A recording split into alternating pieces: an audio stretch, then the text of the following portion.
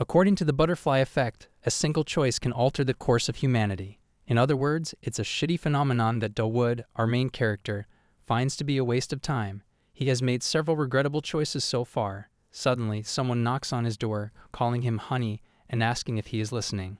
She tells him she knows he's in there, and it'd be a good idea to just open the door. She mentions she already checked with Ophelia, the housemaster, and he doesn't have any classes today. She pushes a bit more, asking if he's really planning to just ignore her until the very end. He's getting pretty irritated with her stalking. At that point, she decides to just break through the door, which makes him start freaking out about this crazy girl. He tries to argue that it's against the rules, and that the student council president is responsible for punishing anyone who breaks them. But of course, she's the president herself, and she's not holding back as she keeps banging on the door. She points out that he's been avoiding her for a while now. It's been about 32 minutes after all. She's looking super hot and calls out to Do-wood Campbell, saying she has a question for him. Standing right in front of him, she asks if he'll marry her, but he tries to tell Elnor to chill. She asks what he means. Suddenly, another woman strolls in, asking what's going on. She's another total knockout, questioning if Elnor's after a guy who's already taken and if that's how her family rolls. This girl, Ceres, is an assassin, and Elnor tells her this isn't the right scene for someone like her, with all the witnesses around. Ceres just goes on mocking her, saying that her greed is about getting rid of everyone who sees. Meanwhile, our guy is over it and shouts that he's uncomfortable and hasn't even thought about marriage. Just then, another gorgeous girl crashes in through the roof, landing right in front of him. She's Lilu and calls out to him too, wanting him to live with her. Out of nowhere, another hot chick chimes in, asking what he even does every day to be surrounded by all these snobs. That's Yuria, claiming she's his fiancé. Then another girl appears, flames swirling around her, telling Yuria to shut it and announcing that she's the one, calling herself Phenol. Suddenly, all the girls are arguing about who's the best fit for our guy. It's total chaos, and a showdown is about to kick off over who's going to snag his attention. So how did all this crazy stuff happen? Let's dive in and see what's up with the hot ladies like Phenol, Yuria, Lilu, and Ceres, or maybe it'll be Elnor who gets a shot at romance. This whole situation comes from a survival game called Savior Rising, or SR for short, a fresh academy story aimed at young adults. It totally gives off those weeaboo vibes. Anyway, our guy cleared the game, thought it was a blast, and felt pretty accomplished, but then, out of nowhere, he got whisked away the next day. He's confused and trying to make sense of it all. He didn't even rage at the game or anything, and he wasn't even attached to the main character. So he ends up possessing Do-wood, who's a nobody with zero powers and is just some Viscount's kid. Farming is the big deal in the Campbell Viscounty, and there aren't any dungeons like you see elsewhere in the Empire. The fact that a Viscount's son is going to the Imperial Academy is a pretty wild twist. Just before he leaves, his dad, all teary-eyed, tells him how proud he is of him. He's heading to Elfont, where all the noble kids from the Empire hang out. His dad's advice? Just don't draw any attention to yourself, like his county is the sun or something. And when you check his status info, it's all of rank stats with no skills or anything special. He really has no special gifts to help him out. His first mission is to get into the academy and land a spot in a class. According to the game rules, skipping a quest means game over because Elfant Academy is about to go into chaos with all the villain drama. He definitely won't do anything to jeopardize his survival, so he reassures his dad that everything will be fine. He promises he'll give it his all to stay low-key and even plans to keep his grades down to avoid drawing any attention. Not exactly what his dad had in mind, but Do-wood thinks the hero should go solo and not stand out, typical self-made loner stuff.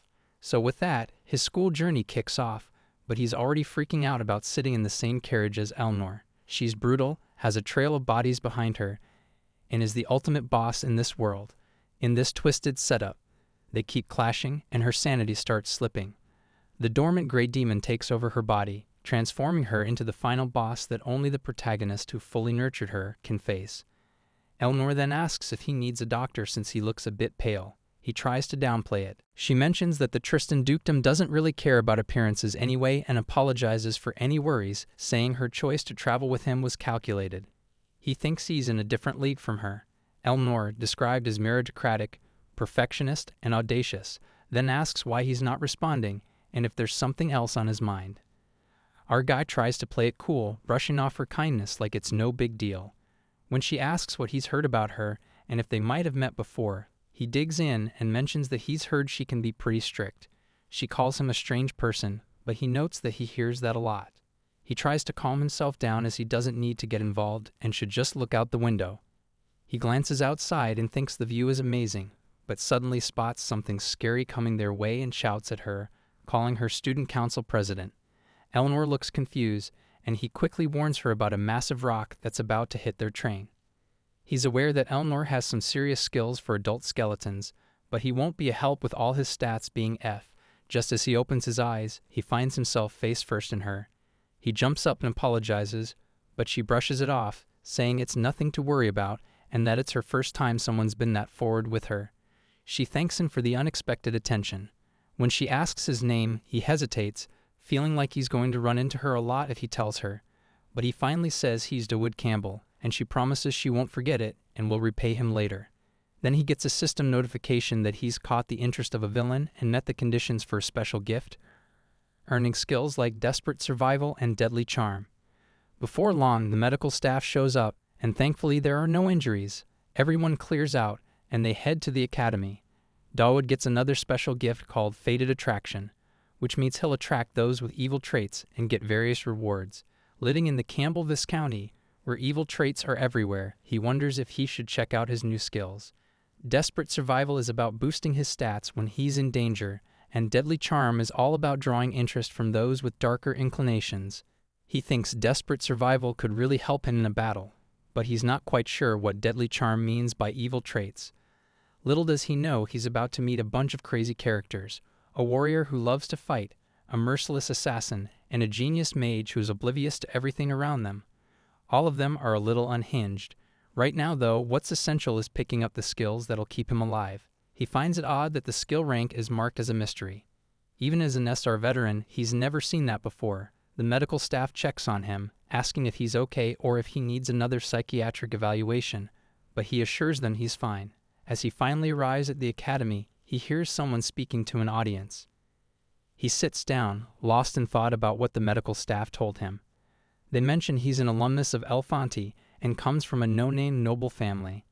He wonders if it's just a coincidence that the boulder ended up aimed at his carriage of all places. He notes that the Tristan dukedom has a ton of enemies, and it's probably best for him to steer clear of her. If he keeps hanging around high-ranking people, he's likely to get hurt. He tells himself to remember that, even though he's already tangled up with her whether he likes it or not. In this academy full of gossip, it's no surprise she might end up being the big bad. Just being next to her feels like a death sentence. While he's marinating in these thoughts, someone calls him out for daydreaming. Everyone else has found a sparring partner, except for him. As the entrance ceremony wraps up, they jump straight into practical evaluations, and it turns out he's automatically matched with someone. He scratches his head, apologizing and asking who he's up against. If everyone else has partners, the leftover one must be the toughest. Out of nowhere, a hot girl approaches him. She introduces herself as Elia and offers to lend a hand. Apparently, she's a genius, and he can't help but feel nervous. He can't shake the thought that he's in over his head. The scene switches to a room where someone just announced that Count Crichton and Marcus Galenter have arrived. A girl is listening to this news and can't help but think she's lost her mind. She realizes the entrance duels are about to kick off, and her minions start asking when Lady Tristan will show up. Then Eleanor walks in, totally covered in blood. The girl tells her she has a ton of questions and is curious about where the heck she's been. Eleanor explains she's been handling some business. The girl sighs and says they need to tackle something important first. She asks if anyone is dead, and Eleanor shrugs, saying maybe around 12. Turns out they were trying to assassinate her and dropped a boulder on the academy train, trying to play it off as an accident. She found out who they were and happened to be close by, so she took care of them. The girl thinks she should have left that stuff at the school, but Eleanor finds it irritating. She asks if the girl expected her to be perfect like everyone else. Now the girl tells her to hurry up, and if she gets a move on, she'll get to meet Elia, a genius among geniuses. She also brings up Dawood, wondering how Eleanor knows him since he seems so ordinary. Thinking about him brings a smirk to Eleanor's face. She thinks he's actually kind of interesting. On the flip side, our guy is totally shaking with fear as he faces off against Elia. His status is pretty much a joke, and if she lands a hit, he's done for. But weirdly, he thinks this could actually work to his advantage. He's in a dangerous spot but has nothing to lose. He figures that some of the villains he'll be up against are probably in the audience, and if he makes it through this, he might catch their attention. With his knowledge and a little boost from his state, he might just survive. Elia strolls up to him and asks him to be real with her, like is he actually weak? He's caught off guard by her question. Standing right in front of him, she casually says she was planning to beat him up, and he starts sweating bullets. Then she mentions she knows about the dead girl from the Tristan family, and that she hates her and the whole clan too. Dawood thinks that's pretty bold of her, but honestly, she's not wrong. There's clearly some family drama going on here. He tries to explain that he was just in the same room as the girl but reminds her of Eleanor. She suggests they should just fake a fight. It doesn't sound great to him, but if he doesn't level up fast, he's toast. The only way he can stay alive is by getting noticed. Shaking with fear, he tells her to go for it. He even mentions he actually liked Eleanor. Elia raises an eyebrow, thinking he's joking, but if he really wants her to give it her all, this is the way to go. He insists he's serious about her hate for Eleanor, and that just turns on his deadly charm. She goes all in, charging towards him. When she strikes, it just ends up breaking his sword. Elia realizes he didn't dodge it. He's not exactly a weakling. She steps up her game and plans to hit harder. Suddenly, a system alert pops up, indicating he's in grave danger. That triggers his survival instinct, and he fights back. Clenching his fists, he summons some aura and lands a solid punch right to Elia's face. As he thinks about hitting an EX rank, like that's the highest possible, he can't believe it. Elia gets absolutely wrecked and goes flying into a wall. He's shocked at how intense that attack was. Even though he had all F ranks in his stats on his very first day at El Fante Academy, he somehow managed to take down the main character of the world. People at the academy are buzzing about the fight, speculating that this guy might just be a clever fraud. The way he powered up was baffling to them. One of the professors jumps in, saying that our guy has 0 combat skills or power. But that hit he landed, it was definitely real. Another professor sitting nearby asks what he means by real. He explains that no one at El Fante would walk away unscathed after taking that hit, including himself. Sure, the odds of him defeating the future warrior are slim to none, but maybe he used some illegal stuff or had a trick up his sleeve to boost his power temporarily. He wonders if this guy could actually just be a total prodigy. The female professor shakes her head, saying it's hard to accept that he actually won. She points out that Margaret Kindred, Elia's sponsor, isn't going to just let this slide. But ignoring a student with potential would be a huge mistake for the academy. She thinks it won't be long before we find out if he's truly a fraud. Then the green-haired professor asks for clarification. She explains that there are some pretty interesting new students this year, and some stand out enough to need special attention. If this student really is as special as she suspects, she's confident he'll have a part to play in all this. So our guy just made it to breaking news, and now the whole world is buzzing about him. People are even wondering if he might be a kid of some Empire's Knight Commander. He's basically turning into a new star. After seeing the news, he starts reminiscing about where he came from and the game he was in. He's a bit skeptical about it all. Suddenly, a system notification pops up about a profile connected to a gift. He gets the scoop on Eleanor and levels up her trust to level 2, earning a reward for it. He also racks up curiosity level 2 from Baron Armut and level 1 from Viscount Lupin. He figures out that the levels go from curiosity to interest, then trust, and those points can be used in a point store. Eleanor has the highest curiosity score, but he's puzzled as to why the final boss, who should have 0 interest in him, is so curious. Plus, he's getting gifts and rewards, including a Tristan's sword technique, which he thinks is a major score from House Tristan. The catch is that their house is linked to demons. He manages to boost Elia's curiosity to level 4, but doesn't get any gifts from her.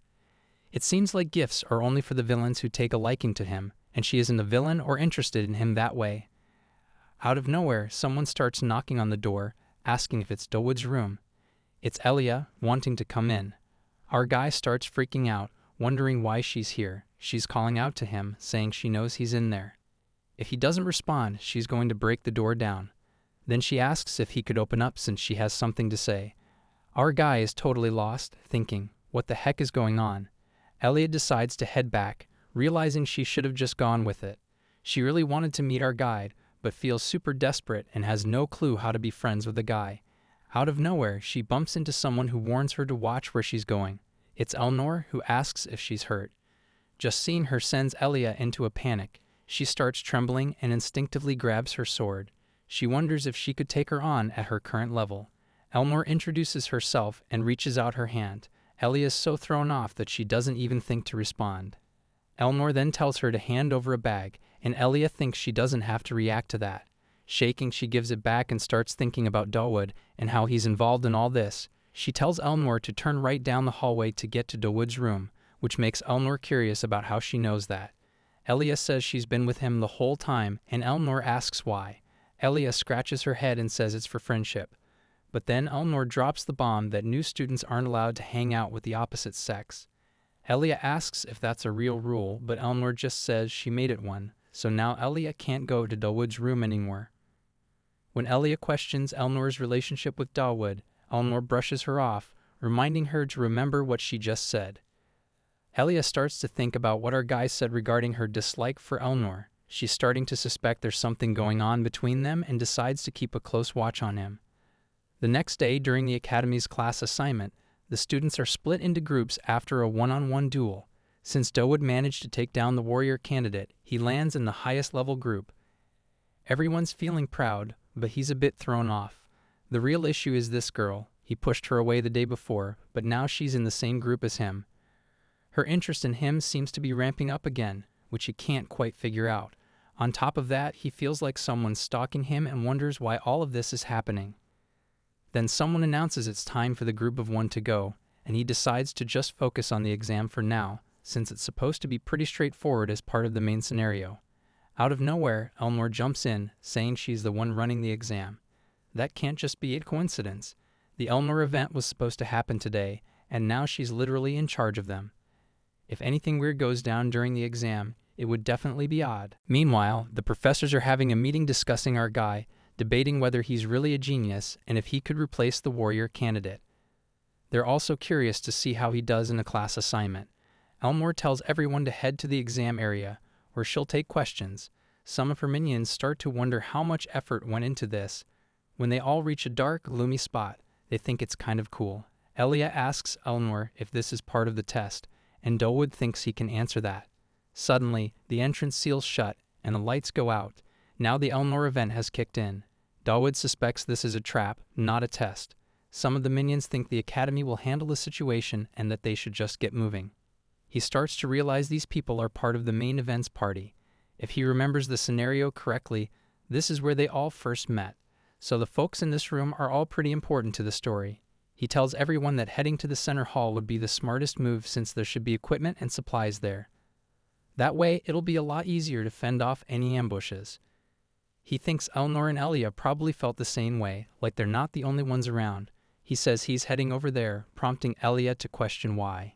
He tells her it's necessary. When she presses, noting it's far from Central Hall, he coldly replies he can't explain yet, but it's important and he'll explain later.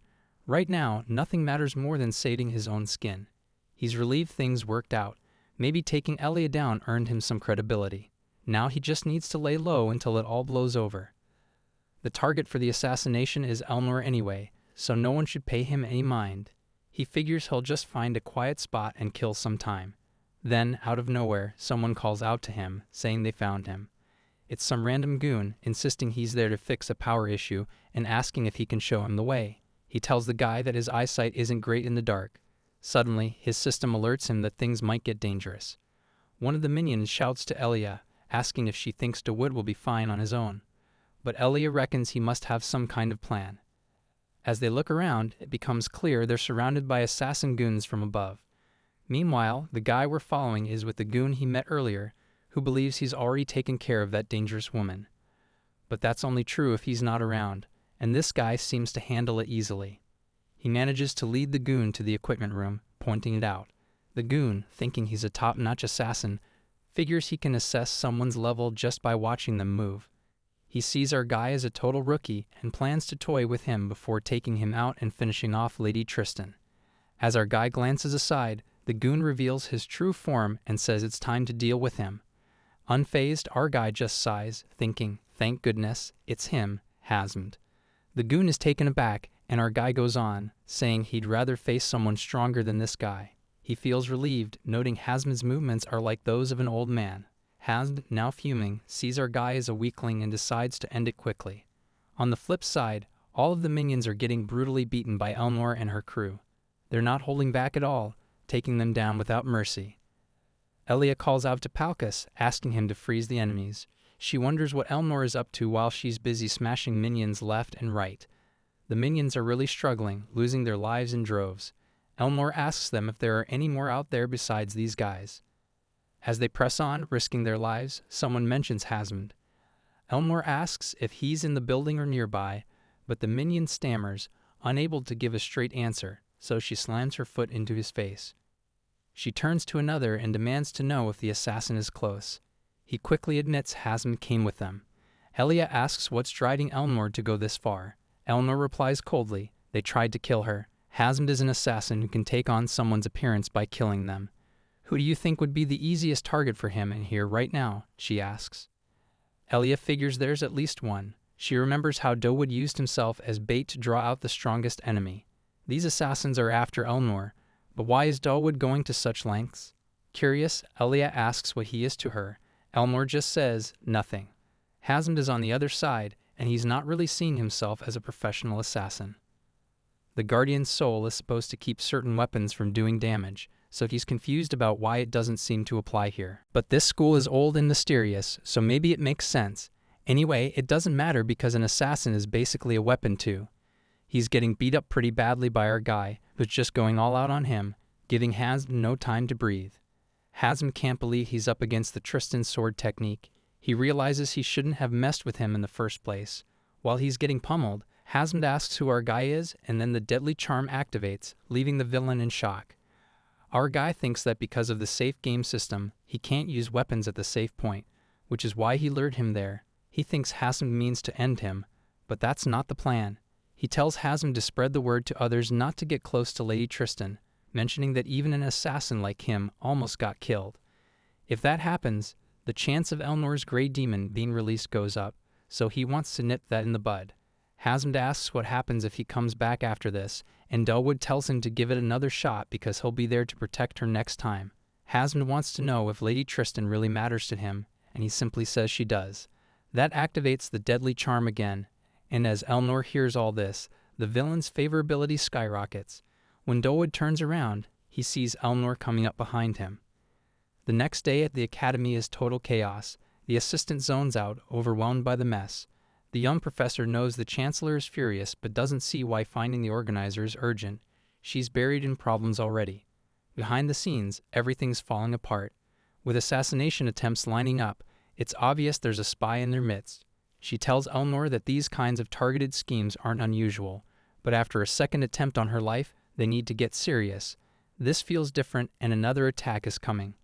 Oddly, everyone around Elnor is getting praised for their bravery, but she's the only one without recognition. There's no clear reason, and the professor can't understand why Elnor keeps dodging attention. When she brings it up, Elnor just shrugs and says she's curious about something. The professor, frustrated by Elnor's cryptic attitude, finally snaps, chucking a bottle at her and demanding to know what her deal is. Elnor catches it and asks what she means. The professor explains that she's been all over the place today and wants to know why Elnor can't seem to focus. Elnor admits she thinks she's gotten interested in someone. When pressed about who, she says she just mentioned him earlier. The chick professor awkwardly asks if it's Dawood, and there's a tense silence. She speculates about what would happen if Archduke Tristan found out about this situation, saying she wouldn't be surprised if he got mad and that she doesn't like him anyway. She checks if Dawood has been treating Elnor well and advises her to be careful, given her connection to House Tristan. Elnor decides to take matters into her own hands and plans to observe him closely.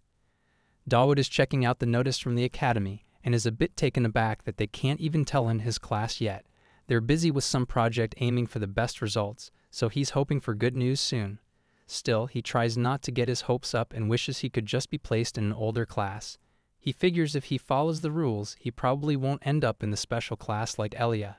His stats window lights up to let him know he's completed his first main quest, and now he's got to handle whatever mess is about to happen at the freshman reception ceremony. That's the event where everyone's class gets decided. Archer, warrior, mage, priest, and all that. Dawood's class will depend on what he chooses to focus on. Just like Elia picks up a sword, he's thinking about going for a strength-focused build. As he sees the character info for Elnor and Elia, It hits him that there's going to be some major chaos with the final boss, the protagonist, and the main quest all going down at once. Then the stats window drops a crazy bit of news. He can copy one of Elnor's skills. This totally freaks him out. Imagine snagging a skill from the final boss. Even if he's tempted, he figures it might not be the best move right now since she's at the top of the Academy's food chain. And just like the protagonist, Elia can level up and grab plenty of cheat skills later on, so he decides to hold off on using the skill duplication for now.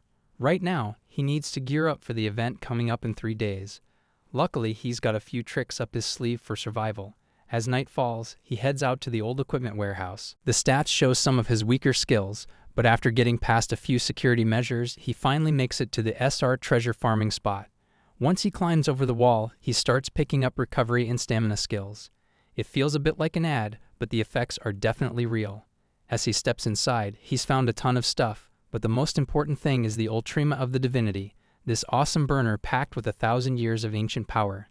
It's wild to think he actually needs it. But just as he looks up, the equipment pile starts to wobble, and he freaks out as everything on top comes crashing down on him. Once the dust settles, he ends up bumping heads with a girl, Yuria, the Greyhounter chick who's the boss of Chapter 2, known as the Cursed Sword Goddess. The item he just grabbed used to be hers, so it makes sense she'd be hanging around here. Out of nowhere, she disappears, and a notification pops up warning him that he's in serious trouble. Suddenly, Yuria appears right behind him, and just like that, the desperate survival kicks in at X rank. He says sorry for waking her up, but Yuria isn't having any of it. She jumps straight into an action showdown with him. Back then, it was just a duel with Elia, but this time, things are way different. It's a life or death situation. Our guy shouts out to Yuria, trying to explain that it's all a misunderstanding, and he didn't mean to do anything while she was asleep. Even with his EX rank strength, his whole body feels like it's on fire. Yuria is completely losing it, and he's begging her to just listen. He's trying to dodge her attacks as best he can. Yuria is furious, swinging her chain whip at him like crazy. Luckily, he knows how to stop that hit. She aims her sword right at his face, throwing it straight up toward him, but it halts just inches away. There's this strange rule. Any enemy who gets within 3.5 steps of her is done for, no exceptions. But she can't move a single step herself. There's clearly something behind her curse. She softly asks if he can step forward, and he wonders why he should and if she could actually cut him off. She confirms it with some serious killing intent, and he realizes he can't escape this mess either. She suddenly looks surprised, and he realizes this is her personal space, isolated from everyone, even the teachers. With that in mind, he calls out and offers her some biscuits that could totally boost her stamina. Seeing him do this, Yuria gets annoyed, asking if he's really trying to bribe her with food. But when he tosses a biscuit, she jumps on it like a puppy eager for a treat.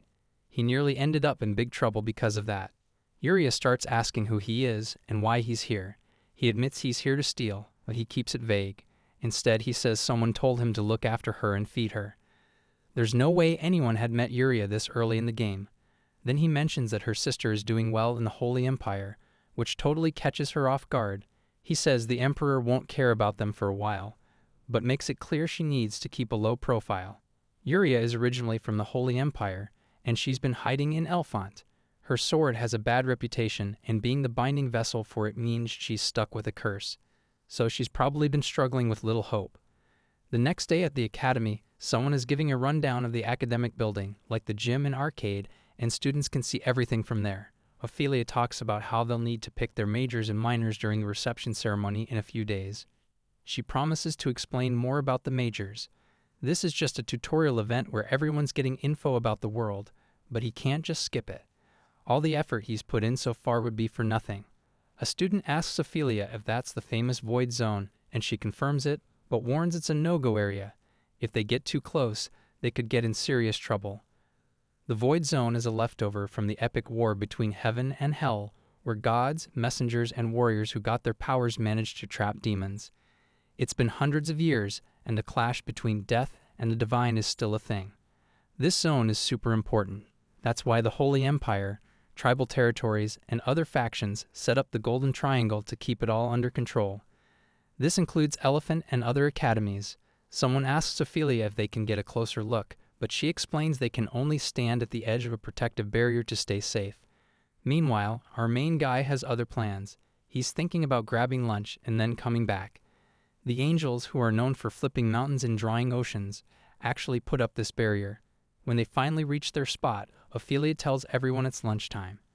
Our guy feels grateful to the Academy for letting them get this close to something so dangerous. But then he asks Ophelia if he can sit a bit further away since he's feeling a little uneasy. She tells him he can't wander off too far or he'll be in big trouble. Meanwhile, the other classmate is getting annoyed, thinking the country bumpkin is acting all high and mighty just because he got a little attention. Dawood starts mixing up some strange ingredients like powdered unicorn horn, a feather bone from a phoenix, and a fan made of coralberry. Then he takes a deep breath and blows into this portable thurible he calls the Ultima of Divinity. Suddenly, a portal starts to open up, and he realizes he might have forgotten something. He came all this way to use it, hoping to connect with beings that normal folks can't even imagine reaching. Inside the portal, a bunch of mysterious figures are hanging out and talking about the Allied forces. They're debating whether to flatten things out instead of just putting in a drain. Their boss is telling the recruiters if they think flattening is the same as digging. They're angels, and they notice our guy over there, wondering what he's doing just staring at them. They hope he doesn't get in the way of their work. The boss asks one of the recruiters why he's just standing around and not shoveling. Meanwhile, our boy is just watching while those minions do their thing. Out of nowhere, a truck rolls in with blaring horns. An angel girl in the truck announces that the holy mud bricks have arrived and tells everyone to unload them. There are infinite of these bricks. The driver spots someone munching on something and isn't too thrilled about it. He just tells her to save her energy for driving. The senior angel yells at everyone, reminding them that the seniors are already busy working. As they're bringing down the bricks, they realize the food shipment hasn't shown up yet because the delivery vehicle is running late. Dawood figures out there's a reason why the angels don't just jump in to defend whenever they want. If he had to describe them, he'd say they're like a military force with a clear rank structure and chain of command. In this game, angels only appear after Chapter 2, and direct contact with high-ranking ones comes much later. He knows what they crave, something simple and basic. So he pulls out some delicious-looking food and starts munching on it. The angels notice and start talking about whether he's still watching them and what he brought. Seeing him eat so joyfully makes them hungry too, and they want to try it. But the senior angel, fuming, scoffs at his minion. Dawood then calls out to the angels, inviting them over to eat instead of working themselves to the bone. With that, he wraps up the offering and gives them some tasty treats to try. The senior angel feels a bit humbled, so he calls for a 10-minute break for everyone. There's not just sweet rolls, but also some steaks. The senior angel points out that our guy is pretty sensible. He mentions that the rules in their world are different from those in the physical world. It turns out that one serving is way more than enough for all of them. The angels munch happily. After enjoying that little luxury, the senior angel asks for the thurible and wonders if our guy came to them wanting something. He says he'll bless it, but it needs to be something reasonable, and he'll do his best to make it happen. Our guy is taken aback because he's got a whole bunch of negotiation cards ready and can hardly believe there might be an easier way. The angel questions why he's treating someone like him with any importance and wonders what's going through his head. He figures our boy must have some good info since he has an ability but hasn't really worked on it yet. He suggests that it'll pay off in the future, so he should think about investing in it. The angel's telling him that his gift is way stronger than he thinks, but how he uses it is totally up to him. Because of this gift, he's gotten tangled up with a monster that's both cruel and friendly. Hearing this, he figures that once he gets the thurible, he'll come up with all kinds of plans to make sure he stays alive. The angel points out that a regular person would be scared, but he's just calmly working on strategies because he's destined for greatness. He's flattered by the angel's words, and while they chat, he starts pondering what it really means to be a great man. The angel tells him to believe in himself. Then, just like that, the portal closes, and they disappear from the scene. Dawood is pushing himself hard just to survive, but the angel warns him to really think things through. The Ultima of Divinity is holding some serious power from divine beings. One part of it is asceticism, which can boost his stats by converting them into constitution. The other part is a protective shield. He figures the angel must have given him some solid blessings, since constitution is linked to health, and his desperate need to survive could really jack up his stats. He's sure he'll put those skills to good use. Another big thing is evolution. Stuff in this world can improve and get stronger over time. But that's a tricky stat for someone like him, who doesn't have any related traits. since he can't use mana just yet and need to rely on some temporary fixes. So he goes back to one of the Academy minions who mentioned teaming up. The minion asks if Dawood knows what a team of two is and where his partner is. Dawood says she'll be here soon. The minion jokes about who'd want to team up with a guy as unpopular as him, but Dawood insists his partner isn't just popular and will show up soon based on the story. Out of nowhere, Ellie pops in and asks if this is the Monster Research Department. Dawood waves at her, having changed his mind about getting involved with the protagonist.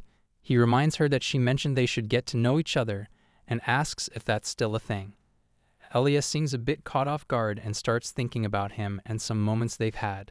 She also remembers Elnor's comments about him, saying they're nothing, when Dawood holds out his hand, leaving her baffled. She thinks he's delusional, nothing's working, and now he's trying to make her jealous. Now at the Academy's mock dungeon, Elia asks Dawood if he's really sure about this. He tells her to have some faith and questions if she wants to be friends with him. Then he insists she should just follow his lead. He warns her there are 3 monsters coming at them, and as they move forward, Elliot takes them down like it's nothing. He mentions that 2 more are dropping down from the ceiling, plus some bat monsters, and he's trying to figure out their weak points. Meanwhile, Elliot effortlessly cuts them off too. She tells Dawood to stop bossing her around and to pitch in, but he just keeps directing her on where the attackers are coming from. He tells her to be patient as more come flying towards her, and she handles them all with ease. Then he warns her about arrows coming from his side and an attack from behind her. She blocks the monsters from behind, getting annoyed that if he knows all this, he should be helping out more so they can get through this faster. He wishes he could help, but his stats are total garbage, F rank across the board. There's no malice in mock fight, so his desperate survival skill won't kick in since these are just artificial monsters with set behaviors. He knows he needs to level up his stats fast. Suddenly, she charges at him, and he gets scared, wondering if he's been too demanding. But in the next moment, she easily takes out the monster behind him. They end up taking down all the monsters, and as the fight wraps, ribbons fly around them. Someone mentions their insane speed and how they broke the previous record. Dawood can't figure out what just happened since she fought most of them alone, but she got the record. In reality, he's just been really trying hard at the game and tells her they just got lucky. The next part is a bit tougher, but they decided to keep pushing through. Meanwhile, Elia is just fuming and holding on to her anger. Dean is keeping an eye on both of them since they're doing pretty well. She's Percy, the Dean of Spellcraft, and is thinking they'll need to allocate more funds for battles ahead. She asks Conrad for his thoughts, and he mentions that the one he's keeping an eye on is doing well right now. Dean asks if he's talking about a woman, but he clarifies it's actually Dawood. Dean then questions if he's just riding on the coattails of the warrior candidate, but he shoots back, asking what's wrong with her 10 spinning mages. He counters, saying that's exactly what's wrong with her pen spinning mages. Any normal person could see that the warrior candidate is stronger and actively contributing. But our guy is positioning himself perfectly, giving orders with impeccable timing. His follow-through on every action shows he has great judgment. It's all calculated, like he's been on the battlefield a bunch of times. Then Conrad calls out to Dean, suggesting they make a bet. He hops on the mic and announces that he's interested after watching the 2 of them.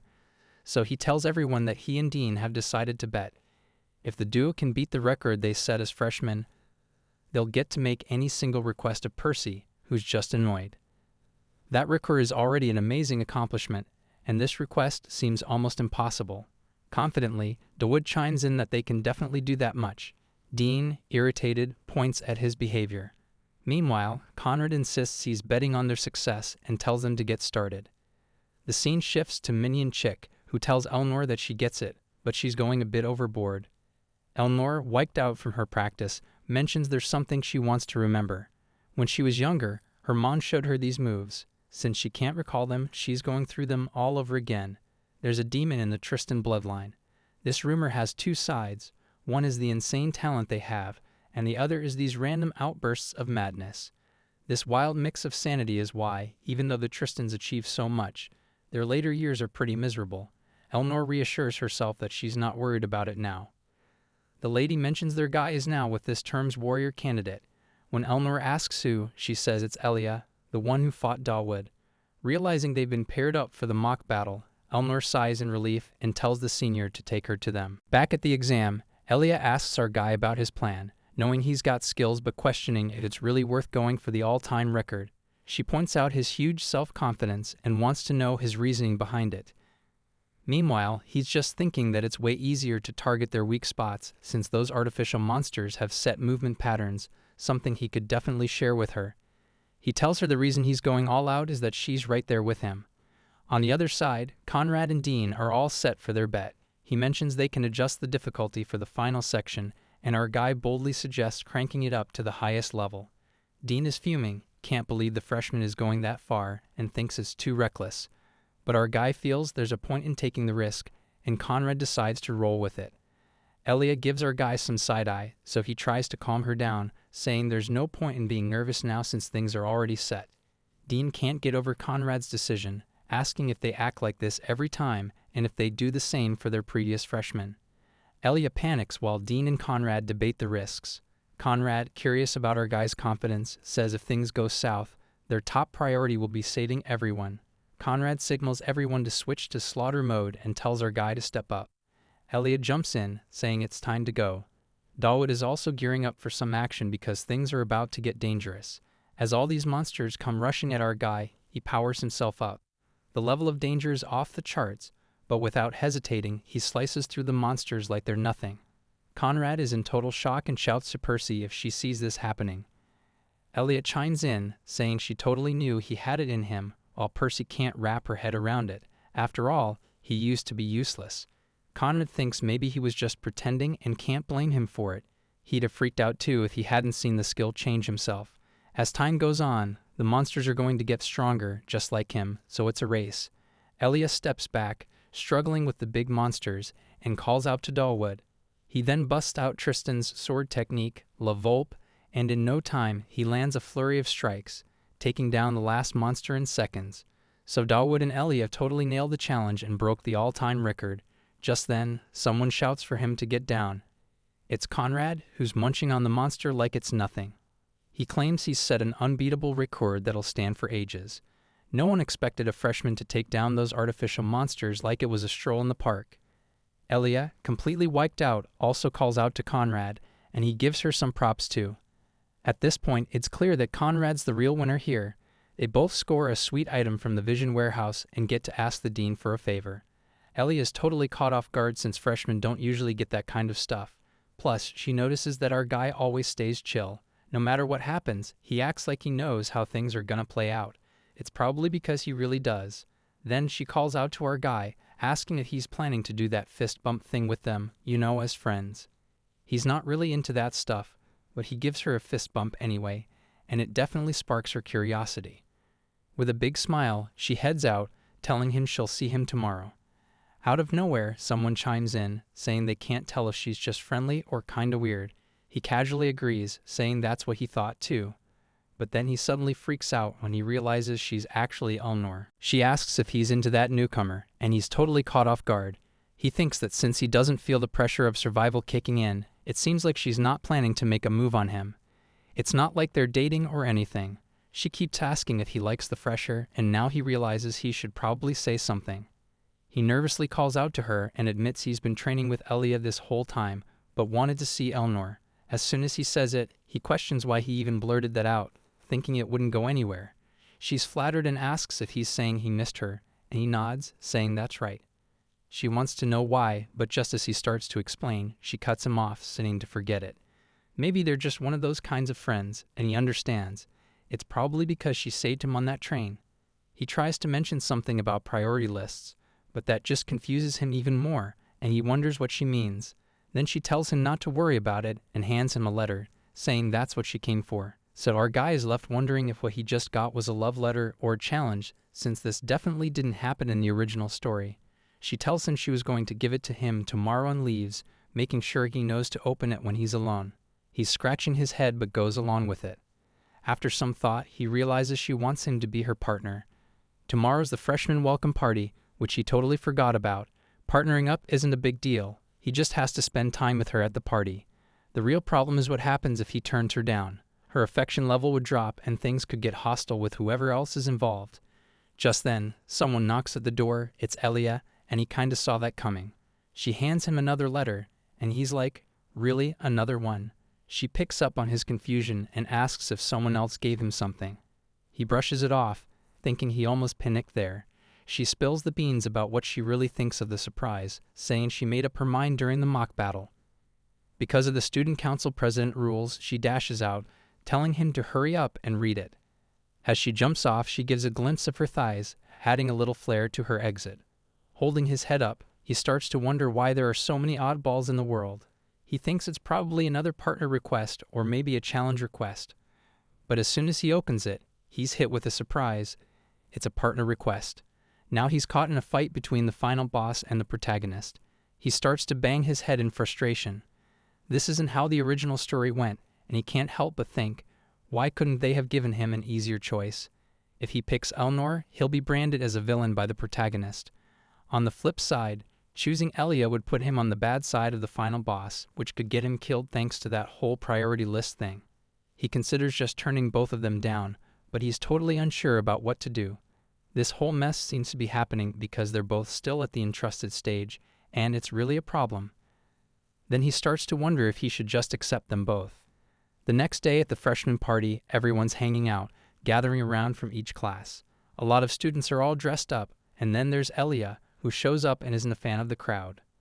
Our guy shows up too, and she's glad he came. She calls out to him, but he's acting all cold and distant. They decide to wander off together.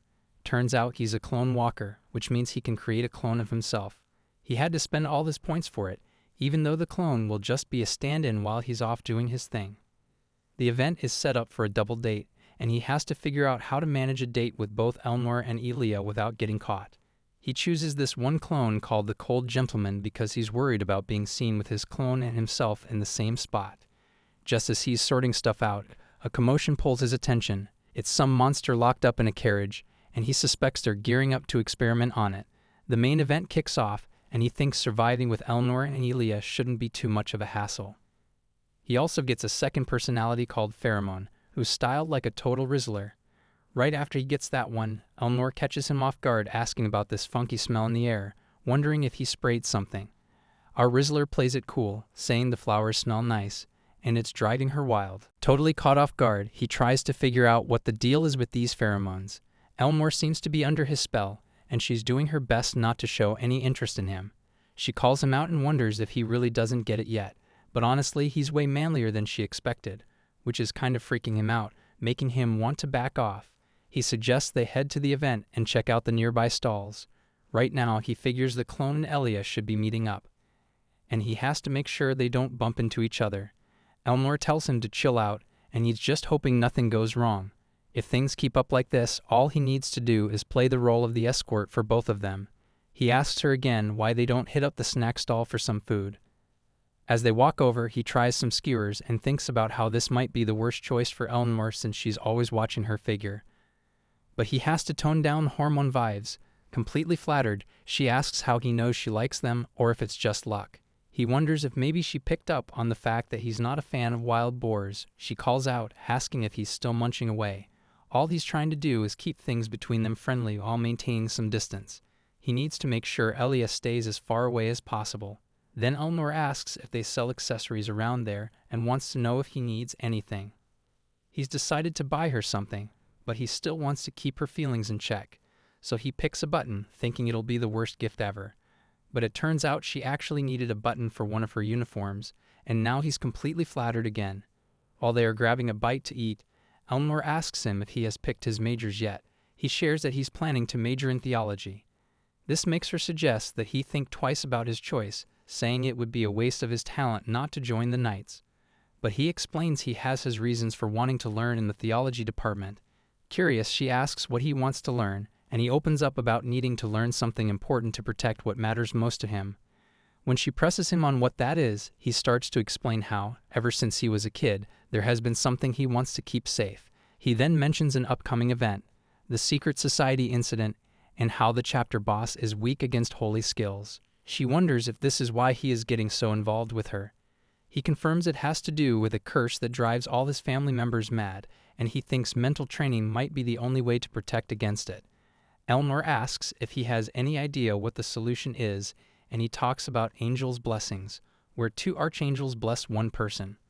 It's pretty tough to pull off, which is why the Tristan family is feared, despite their achievements. Then she asks how he manages to stick so close to her, and why he always shows up when someone tries to hurt her. She questions his intentions, and that's when he admits that what he really wants to protect is her. Surprised, she asks what she means to him that makes him want to protect her. He lays it out there: if he doesn't look after her, he will die. Honestly, that is his only reason. He realizes she probably knows it all along and remarks that he is really a strange guy.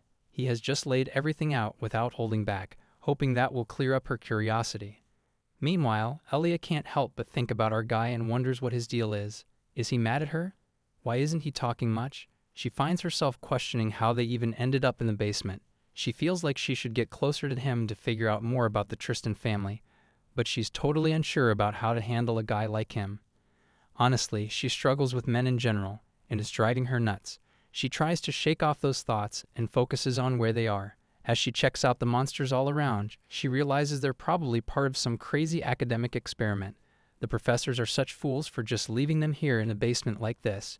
She even notices some big monsters and starts to wonder if there are even larger ones lurking around. While she's looking, she can't help but notice that none of them are tied down. Suddenly, she spots a sticky bomb attached to one of the cages, and just as she notices it, it explodes. Our guy jumps in to save her right on time. Over by the noise, Dawood and Elnor hear the commotion. The clone of our guy manages to rescue Elia, and she's curious why he did it. He simply replies that it's part of his job. Surprised, she asks what he means and calls out to him as the monsters are now free and standing right in front of them. Letting out a sigh of relief, she thanks him for saving her and decides it's her turn to protect him now.